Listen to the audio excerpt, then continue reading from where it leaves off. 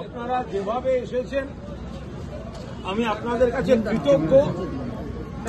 যে পরিস্থিতি থাকুক, সারা পশ্চিমবঙ্গ থেকে কাল সারা রাত আমি ঘুমোতে পারিনি। তৃণমূলের কর্মীরা, সহকর্মীরা যেভাবে আমাকে সমর্থন শুভেচ্ছা জানিয়েছেন, দেখুন আমি আপনাদের একটা বলছি, আমি তৃণমূল কংগ্রেসের সৈনিক। আমি তৃণমূল যেদিন 93 সালে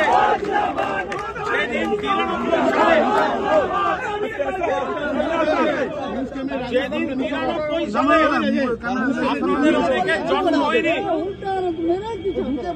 সিপিএম মমতাদিকে খুনের চেষ্টা করেছিল। আমি পুলিশের গাড়ি থেকে অচৈতন্য মমতাদিকে তুলে নিয়ে হাসপাতালে গিয়েছিলাম। ফলে আজকে যে বা যারা সাধারণ কর্মীদের আবেগকে সম্মান না দিয়ে দাদাগিরি জমিদারি চালাচ্ছেন, আমি একজন কর্মী হিসেবে সেই প্রথার বিরুদ্ধে লড়াই করছি। আপনাদের সঙ্গেও যখন এই ঘটনা ঘটেছিল আমি সাধ্যমতো চেষ্টা করেছি আপনাদের পাশে থাকতে। আমি বলছি যে আমি তৃণমূল কংগ্রেসের কর্মী। কোন এই ঘরে বসে থাকা নেতারা তাদের চামচা না হলে পুলিশ দিয়ে হ্যারাস করে আপনাদের ওপরও যা যা করেছে, আমি আবার বলছি, আমি পদে থাকি না থাকি, যদি এই অসভ্যতা হয়, কুণাল ঘোষ আপনাদের সামনে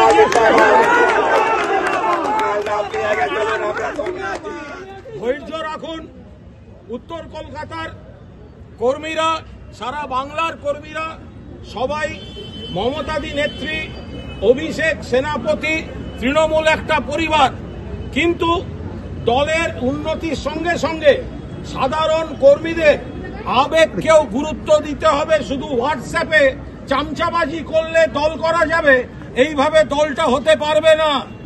সামনে ভোট, আমরা 42-এ 42 টার্গেট করে এগোচ্ছি, 42-এ 42 টার্গেট করে এগোচ্ছি। কে কি ব্যবস্থা নিল, আমি যদি আমার মন থেকে তৃণমূল কংগ্রেস করি, কেউ আমার সেই অধিকার কেড়ে নিতে পারবে না। আপনারা যে ভালোবাসা দেখিয়েছেন আমি কৃতজ্ঞ থাকলাম। আমি মনে রাখব এবং চারপাশের আরো জেলা থেকে যারা ফোন করছেন আমি একই কথা বলেছি, এই লড়াইটা কর্মীদের অপমান করা যাবে না।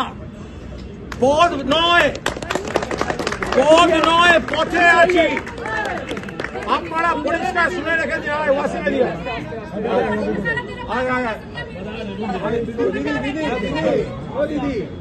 আমি একটা জিনিস জেনে রাখুন,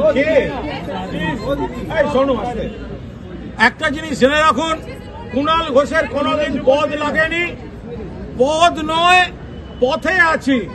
যেখানে রাস্তা, যেখানে তৃণমূলের কর্মীরা, দেয়াল লিখনের কর্মী, বুথ কর্মী, কুণাল ঘোষ তাদের সঙ্গে আছে এবং থাকবে। এবং আজ না হলে কাল মমতা দি আর অভিষেক এগুলো অনুধাবন করবেন, বুঝবেন। এই আত্মবিশ্বাস নিয়ে এই দলটা চালিয়ে যাব। আপনারা যান।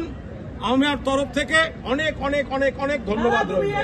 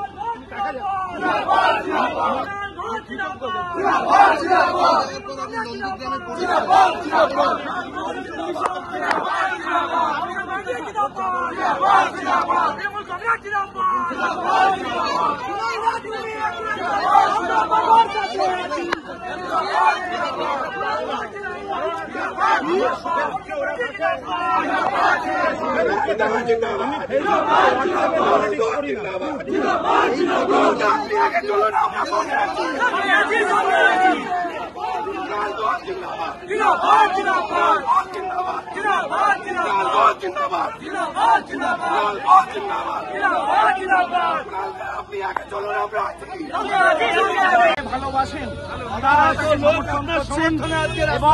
প্রচুর মানুষ বিভিন্ন জেলা থেকে তারা এসেছেন।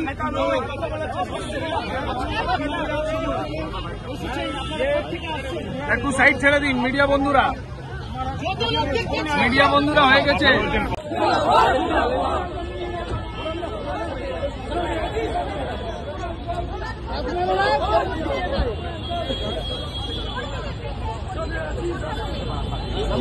মোবাইলে